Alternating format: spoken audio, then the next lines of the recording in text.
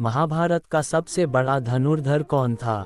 एकलव्य, अभिमन्यु, गुरु द्रोण, अर्जुन, कर्ण या भीष्म? ये केवल युद्ध कौशल का प्रश्न नहीं, ये साधना, धर्म, त्याग और आत्मा की ऊंचाई का प्रश्न है। सबसे बड़ा धनुर्धर कौन, जहां निशाना केवल लक्ष्य पर नहीं, आत्मा पर साधा गया? कुरुक्षेत्र से बहुत पहले हस्तिनापुर की भूमि पर धनुर्विद्या अपने चरम पर थी। धरती पर ऐसे योद्धा थे जिनके बाण हवा को चीरते नहीं, उसे आदेश देते थे। एक दिन देवर्षि नारद ने देवताओं की सभा में प्रश्न रखा, धरती का सबसे बड़ा धनुर्धर कौन है? और फिर शुरू हुई चर्चा। 1. भीष्म पितामह, स्थिर पर्वत जैसे धनुर्धर। भीष्म का धनुष उठना ही युद्ध का निर्णय होता था। उनका लक्ष्य अचूक, दृष्टि स्थिर और मन समुद्र जैसा शांत। उन्होंने परशुराम जैसे गुरु से युद्ध किया और टिके रहे।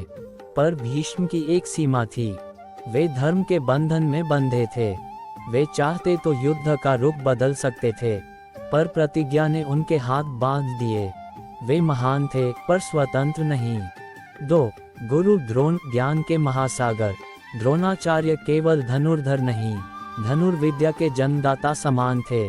हर अस्त्र, हर दिव्य शस्त्र, हर रहस्य उन्हें ज्ञात था। पर एक कमी थी, उनका मन शिष्य और पुत्र में बढ़ गया।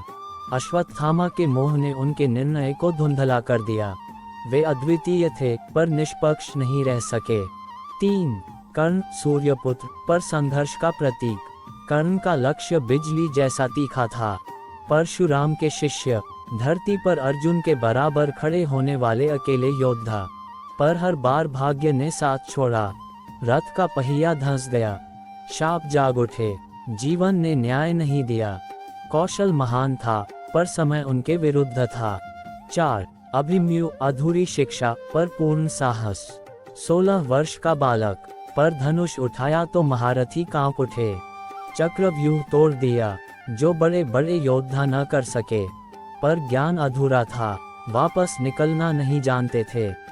साहस सबसे बड़ा था पर समय कम मिला। 5. एकलव्य, गुरु बिना भी गुरु का सम्मान। वन में खड़ा बालक, मिट्टी की मूर्ति को गुरु मानकर अभ्यास करता रहा। ध्यान इतना तीव्र कि अर्जुन भी पीछे छूट जाए। जब द्रोण ने अंगूठा मांगा, उसने दे दिया। धनुर्धर हार गया पर शिष्य अमर हो गया। कौशल से बड़ा उसका समर्पण था। 6. अर्जुन, संतुलन का शिखर। अब बारी आई उस योद्धा की, जिसके हाथ में धनुष था पर मन में अहंकार नहीं। अर्जुन ने केवल अभ्यास नहीं किया, उन्होंने आत्मा को लक्ष्य बनाना सीखा।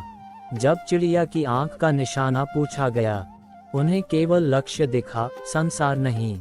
उन्होंने दिव्य अस्त्र सीखे, कृष्ण जैसे सारथी पाए। पर सबसे बड़ी बात, वे सीखने को हमेशा तैयार रहे।